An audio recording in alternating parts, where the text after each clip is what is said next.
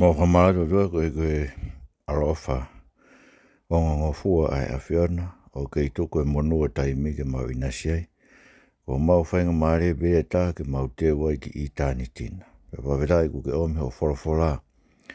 E tohi tapu ke whai hono whaino hino ke mau tolu ai kia te koe siso. Ko koe mau tātaa e COVID-19 fo o na whaia ko tātaa. Koe e bete mau lawa ai ke langina. Mau gore ke hiko anga mua e bewe mo ngau haa e kovi me o mau loto, be whamolu o mau loto maka. Ta tala po uri me mau ngahe te mai, ka lawa ke mau whanong rerei ki o wholofola. Pe mau tari anga vai e kuni mawhai ki whamu ui mau lau maari e. Ia Sisu Christ ko alo ko mau whamu ui. Amen. Ko kore ke hufanga I benga hei tala whatapu tau beku wha whaket pa me wharen. Ka tā mo mau mawhapalu whakakoe tau proklama whakawui ke koeni. A no tofa ki tau tolu e hala ki tau fōwai I e tohi tapu. Hokokat be whakete tau tala noa ke ngahi pou o e Siasi. Pe koe pou hono nima ni o e Siasi pa te upehe koe pou whamui mui be te tau tokanga ki ai.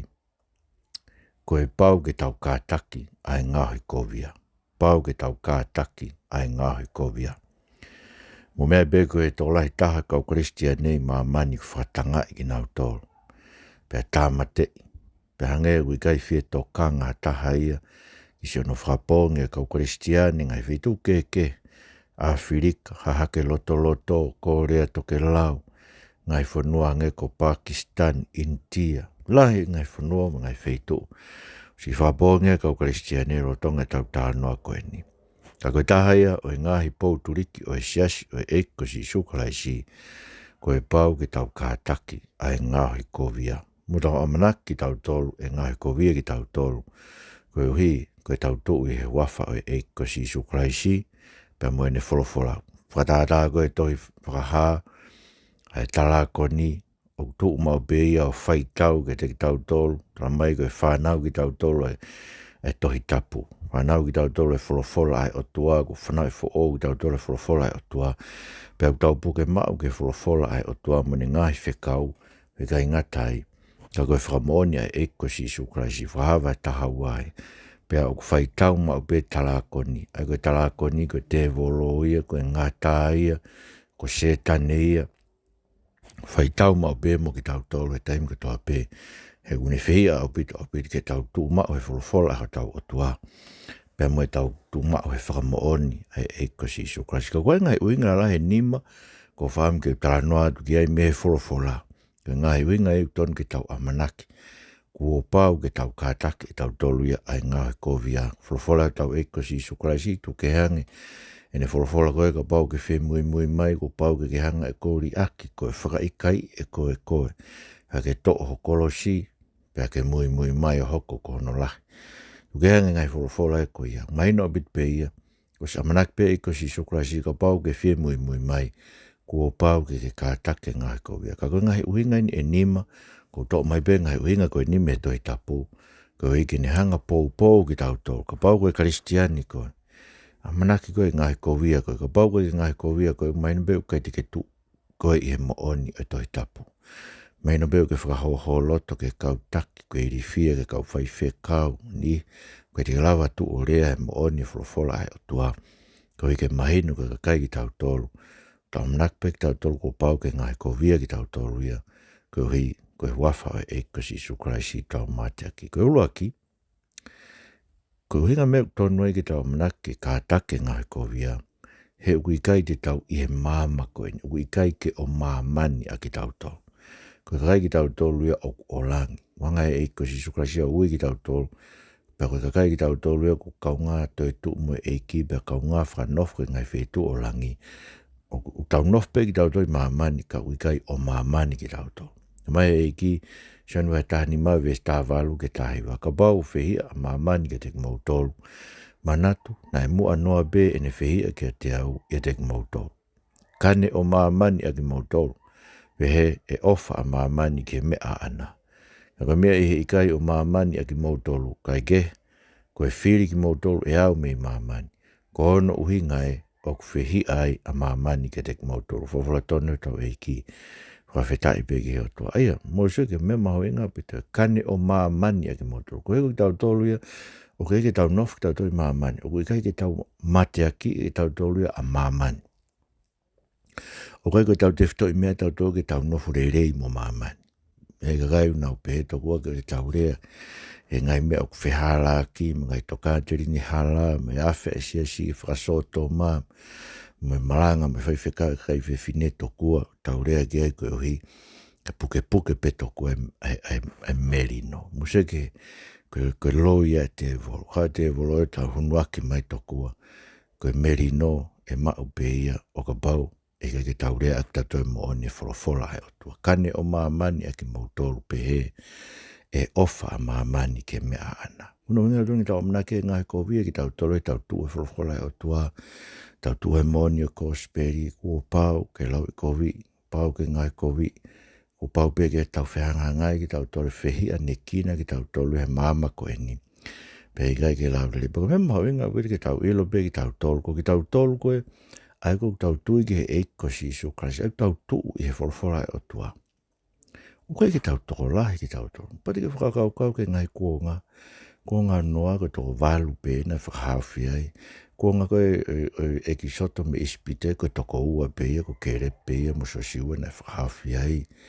Misa ke whakaririfu e tū kuonga koe ni. Uigai ki toko lahi ka kai ai o tua. Kuonga ko lote pēia na whakahawhi monongo o whine toko ua me kolo ko sotoma. O ke tau tō lahi tau tō luia, pau te tau iri fia ko ke tau ngari tō si mo vai.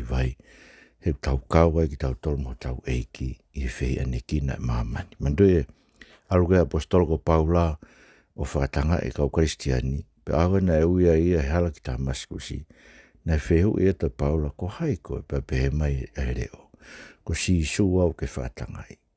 Sika nea pehe Paula ko ne whakatanga i pe kau Kristiani. Ka koe whakatanga e kau Kristiani, koe whakatanga e o si isu. Tau mo ua mamahi ki tau tō, pa mo e tau kaunga mamahi ki tau tō mo e ki. Koe hui ka hire mo ui koe ni, e tau kaunga hau mo e, kau te tau mana wahe. Kono ulaki e kono ua. Os wholofola mai ak pe si isu ke te tau tō ke tau amanaki.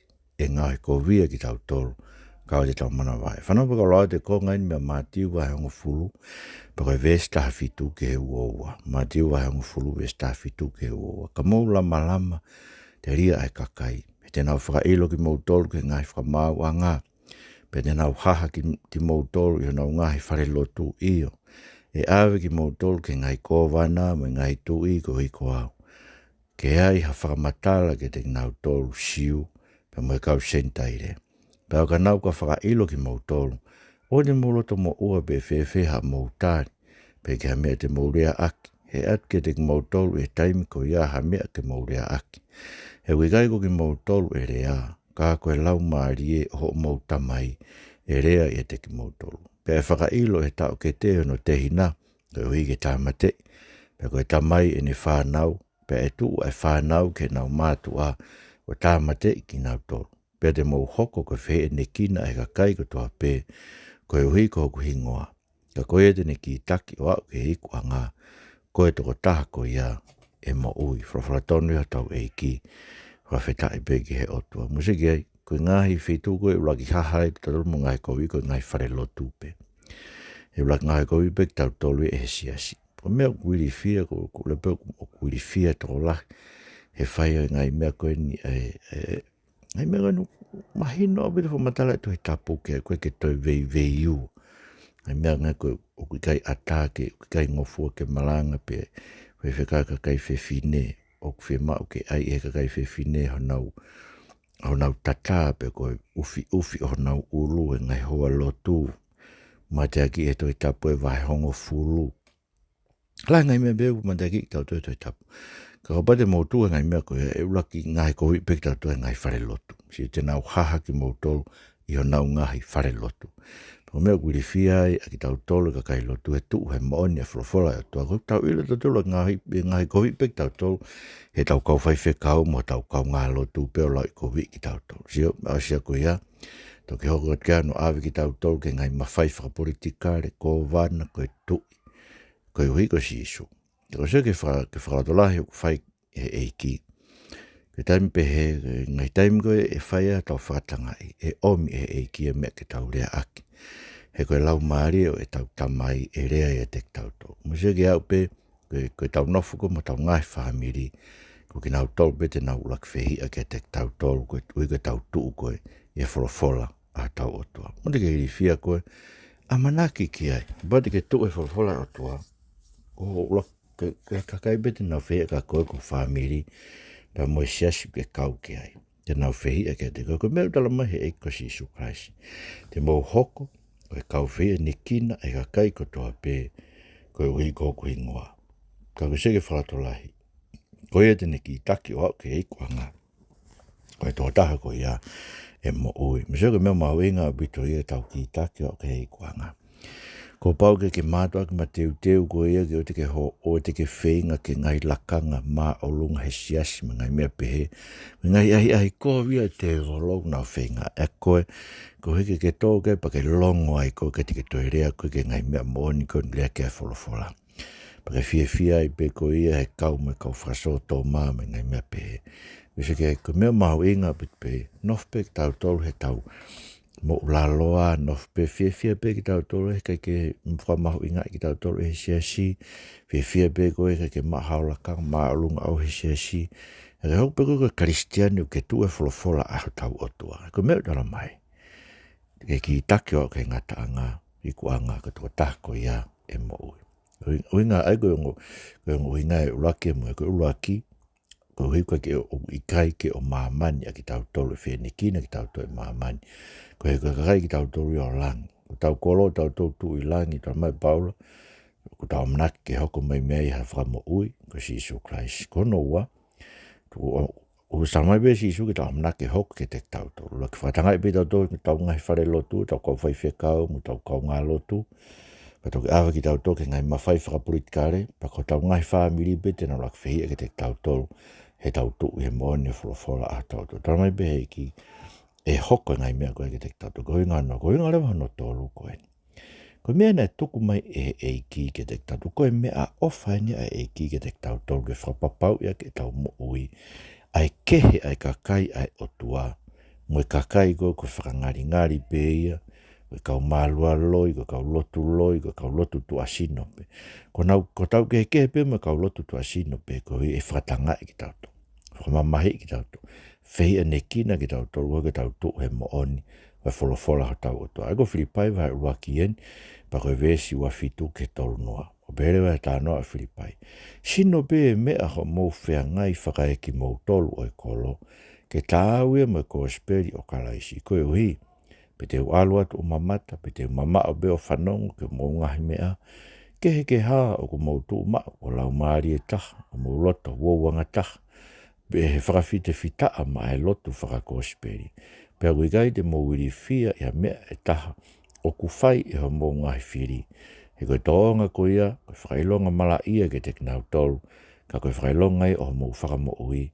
Pa koe whakailonga whoki mehe otua, he koe mea ofa ko ni atu ke te kimau tolu, ai ngāua ke whai maa kalaisi, o kui kai koe tui pe kia te ia, pe a ngatai. Ka koe kātaki ma mahi whoki koe ui ko ia. He mō whewha uhi, me whai ngata ai pe ko ia, aena mō sio mu ai e te au, pe a mō whanongoni, o ku ia te au, whawhalatoni a tau eiki. Whawhetai ke he otua. Musika koe ngai whainga tae ko tau fōwai ki tau tolu, i ono Ngaohikovia mo Lau ki tau tolu mo whakauhinga ke hei, e kakai mo tala kovi e kakai koe ke tau tu e moone wholofola e otua. Koe koe tau mea ke hei ia, me ngai whainga tae na whewha uhi, mo ki mo ka apostolo, mo si Isu, mo kau mui koe e ki mo mea ta tau pe. Mea pe koe na nausio ai, si kau kaingalot koe Filipai a Paula, se no whatanga i ko Paula, ko ia be te nau fōwai. Ka kumoso ke mea mau inga pe Paula. Mea mau inga ke moutu umau, lau maari e taha, wowo ngā taha, he whakawhite whitaa, ma e lot whakaospi. Whuirea maari e whakawhite whitaa, uhinga ia, koe ngāue o ku whai koe e tau tolu he lotolotonga, ono whakawhepaki, ma whewheka ki tau tolu, whakawhite whitaa ai. Me ngāue o ku whai whehanga hangai mo e whiri, whi taa whau ke te tauto. tau whakawhite whita mai lot whakakosperi. Ai upehe Paulo, koe kai koe ke tau wiri fia ia mea tā whai o tau ngai whiri.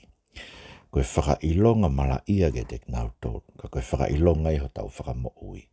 Ai tau whai ta e iri fia, tau rea ta e uwhi ke wholofola e o tua, pa tau rea ke ngai toka te rine ta e whakatohi tapu, hake ke whonua, ai ko kumea ngā taki he e kakai. Mau inga ke ilo ki ai kakai tau tauhi. Kau tira ke mea mau inga koe ni.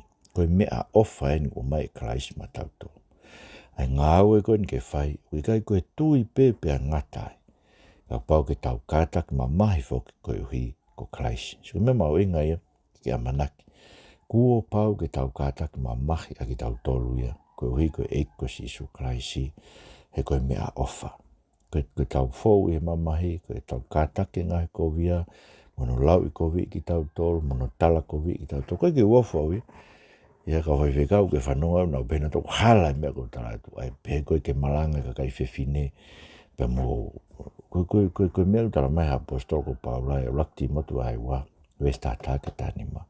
Koe ke whakatā malanga ma whai whekau, mai pūre ke tangata ki ka kai whewhine. Mea whewhine, tari ako naki pē, ka vai ai pē, sio, pentara mai reo kona uinga ne fufua ngāhi atam. Whanau belge ki whakauhinga tara mai tō kua, ko mea nai whekau e ke mō malanga ki māmani.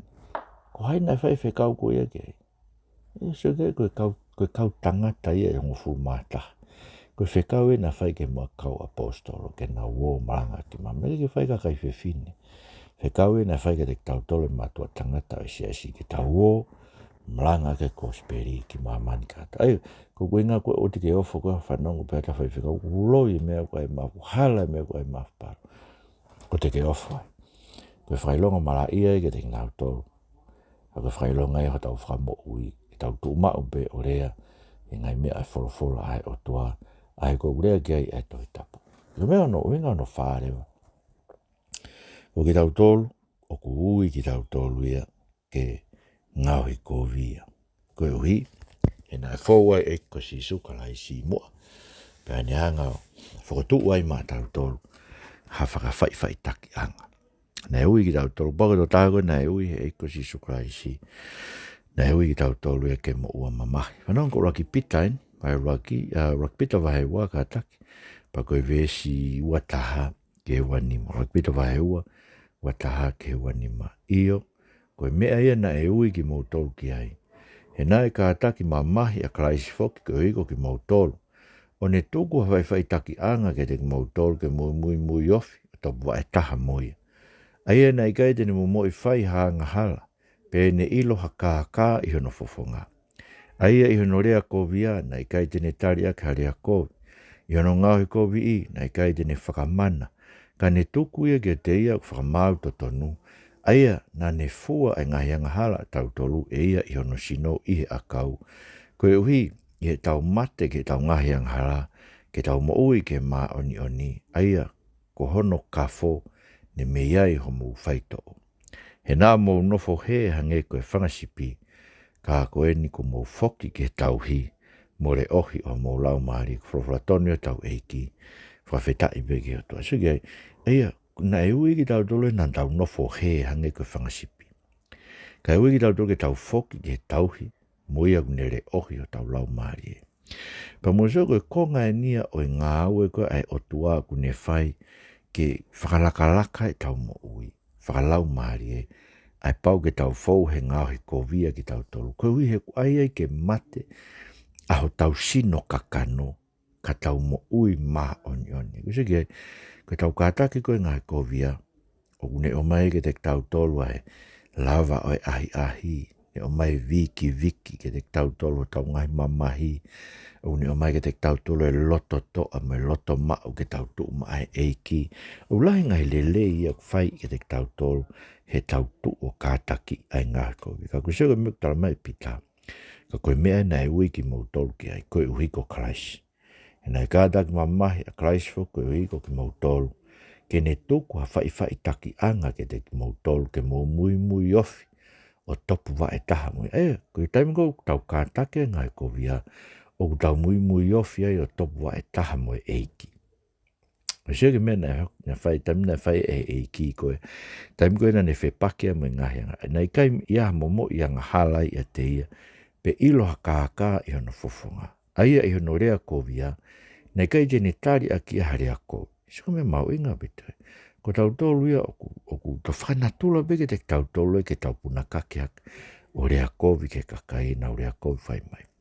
Whakamana na ikai tene whakamana. I hono Ngaohikovia i na ikai tene whakamana. Ko tau tolu e tau whakamana mana ke kakai te tau whai ha moe ha. Kana ne tuku ia ke te ia whamauta tonu. Siko me mau inga ia. Me ku tau ureke e kasi sukaraisi ke tau hanga o whae tau ngai whiri. Ki nau tolu whatanga i ki tau tolu. Patanga tāpua ki nau tolu o oe tutuku. O tuku ki nau tolu ke te ia une whai whamauta tonu. E koe une ilo pau. Ai lahi o ngai mea whai mahe kakai ke te tau tolu. Moe lahi o tau tea o tau ke whai ke te nau tolu. E ko karaisi. Na ne lotonga no Ngaohikovia na ne tuku e whamauta tonu ke eiki. Paka se ke mea hoko e te tau tolu i he tau fua ai ngahi mamahi koe o hangeto peko no fua koe Christ tau ngai ngai hono sino i akau. O ku tau mate ai ke tau ngahi ang hala ka tau mooi maa oni. Aia kono mo ni o ku lakai ki mua e tau mooi maa oni he tau kātaki ai Ngaohikovia. Ko mea mau inga pito ia ke tau whangawhatanga. Ko winga whaka o si reo. Ai ko o ku pāwai ke tau amanaki ke tau kātaki e Ngaohikovia koe uhi. Koe whaunga ia ai o tuagu ni hanga whakaha aki. Koe kakai ki tau tolu ia a ana. Koe whanau to tonu ki tau tolu ai o ta. Koe whaunga ni whakaha aki. Koe pau ki Ngaohikovia ki tau tolu. Koe pau ki tau kātaki Ngaohikovia. Koe ni whaunga une whai ki ni whakaha. Koe ni kakai to tonu. Koe ni whanau to tonu o Ngaohikovia ki nau tolu ia. Whanongo he peluwa e taha wain pa koe vesfitu ke tātaha. Ko mou ki nisi ia mou kātakina. Koe ngauhi o e whanau ia o whai e he o tua ke te mautoro. He koe whi ia hafoha, ai au i kai ke kinisi he ne tamai. He ka maurua o mou ata me kinisi, ai au ko inasi ai ko toa pe. Pe tā koe ko to tupwhe a waki ki mautoro, pe au i kai koe whanau. Kai maa, na tau mao mua. Ke kinisi ki tau tolu e ngai tamai a tau kakano. Pe nā tau whakaapa ki ai. Hono i kai tāwange noa pē tau wanga nofu ke tamai e ngai lau maari e ka tau mo ui. Iyo, koe whahinga koe, na nau kinisi ki tau tolu o aho si i pē. O whakatatau ke mea nei hārerei ke te ki nau tolu. Ka koe toko taha koe, koe whai ke aunga mo oni. Koe uia ke tau kau i he maa oni a ana. Pea ko eni, ka whai ha kinisi. Tala e hai o tau ngō i rewa koe mea whakawhiawhia ia. Ka ige koe mea whakamamahi. Ka e whai, pe tupu ai ke te tau tolu ko osi a ako ai. Hafua o kuhoa mo e merino, mo e koto maa oni. Furahora toni o tau eiki. Whawheta e peke he o tua. Museo koe mea mauenga o bito eni e ka inga. Koe ko tau kinisi, koe Ngaohia, o e whanau whai e o tua ke te tau tolu. Sio koe anga e tau hi whanau ai o tau nenga kinisi ki tau tolu. Ai une kinisi ki tau tolu mo sio koe mea hoko ai. Koe ui ke fua he tau mo ue maani. Ai une ilo o kei toe ai afungi he tau mo ui. Koe mea ia ko tau whiri whakamui a ko tau toko au Kristiane tu ke he mate. Pero mea tau kinisi ki tau tolu ke whawai ki tau tolu ke to'o e tau afungi mo e tau pore. Ka ko tau kinisi o koe Ngaohia e o tua e ne whanau. Koe ui ke nau mātua ki e a koe whanau ki nau tolu ai o tua. So koe whainino a he pelu. Ko whea hafoha o koe ke kinisi he ne tamai. Si o probore o koe ke tau ata me kinisi ki tau toa tau ngai tamai whaka e mamani. Koe kakai koe ke kinisi. Koe tupu whea waki pe. Koe whanau tonu ia. O ki tau tolu ko kinisi. Kinisi ki tau toa tau tamai whaka e kakano ke tau whakaapa ki ai. Me hano i kai tāwange noa ke tau wanga nofu ke tamai ngai lau maari e ne kinisi. Ko ni mea ne kinisi ki tau tau. Ke tau wanga nofu ke te. Ke whakawai e tau mo ui ke te ia. Ke tau loto mawhesi.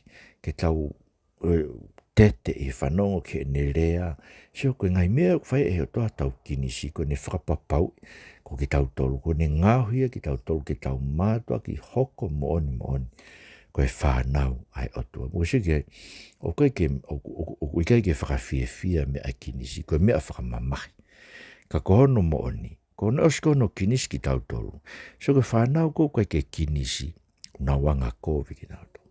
Tau tolu koe na tau tupu hake na tae ki tau tolu tau ngahi api, tau ilo, tau wako ai, pia fua reire vai e te tau tolu. Mo sio koe, tō taha koe wanga kovi o kuano lea, koe tō tata e ako naki. Ano winga fo ko tau tolu ako naki, tae ki tau tolu ako naki ki tau tolu. Tō taha koe maino koe wanga kovi, na kai ke tae ia pa kai ke ako naki le rei ine mātua. Koe wisi ke, tamai ke te tau tolu he pelu. Ko tau tolu, o kinisi ki tau tolu he koe ngāohia ki tau tolu he otua. Ke whakapapau I koe whanau ki tau tolu ke tau mātua ki anga nofo ke te ia. He whai pia tau wako ai o fua ke te tau tolu e mā oni, moe meri no, moe anga whakavai, moe loto mawhesi, moe whakaaki mui. E fua e te tau tolu ngai mea koe ia, koe ngāue ai otua. Ke ne ngāohi ki tau tolu ke tau mātua ki hoko mooni. Koe whanau ki tau tolu, koe whanau mooni, koe whanau tupu awaki. Koe whanau mooni ki tau tolu, tupu me otua. Ka bau koe. Tau tāmo ki tau tolu ke tau whiewhia Ngaohikovia. Whiewhia no lau I kovi ki tau tolu, whiewhia no tala kovi ki tau tolu e kakai. Tau whiewhia ai koe uhi he koe ngāue ai otua ne whai. Ko tau ngāohia ki tau tolu koe ni ke mahino, koe whanau ki tau tolu. Au tau otua eki mau kore ke te koe. Whawhetai he ngai mamahi o mo ui pau ke mau fau ai, koe mau tuu mai awhion, tuu ho whorofora, tuu mahau awhio. Mau kore ke te mau mai, o te mau wiri fia, o te mau mana wahege, ngai kau whai whekau, ngai mawhai whakalot, ngai rea koe, whai ka mau whai fia, ngai mea mau whai, he mau ilo. O ku ngāohia ki mau toluia e awhiona, he kātaki o Ngaohikovia, ke mau asiri hoko ke te koe, koe whanau ki mau tolu, tupu tonu me ho ofa, koe whanau mooni ki mau tolu, ko ke whanau I fo o ki mau tolu a ko wholofola, koe ke ngāo ki mau tolu, koe whare o e awhiona. Toko en mai eki mau manatua si o mau ngai kau ngā, Karistiani, whakatanga I pia tamate ki nau tolu e ngai wheitu ke mamani. Kore ke ange nau whiewhia, ni onge whamamahi. Toka ngai kina si nau whanau e mātua ko mate, si whanau ko mate ange hanonga ke si mātua. Tāwa ke mai e ki mau tolu, si mau whanua aina, tamatu i pou ono mu, whare o tu pou, mau kore o tu ange, ke te nau tolu ke nau tu e wholofola o mate aki. Pebege he ek pare mia e whanua, waka merik mo ne kapineti, angaloto a pasia ke whai eke nau ngāwe. Koe na e mau mo ui. Ngāwe mo ki mau toke mau whiewhia e Ngaohikovia. Yes, Isu Christ mo wha mo ui. Amen. Ka inga tau whamarolahi ki a Katarina Tohi me whareni. I whawhenga Maria Prokalamani. I whakaukat me whareni. Pea whamanat pe tau orita whawhamiri.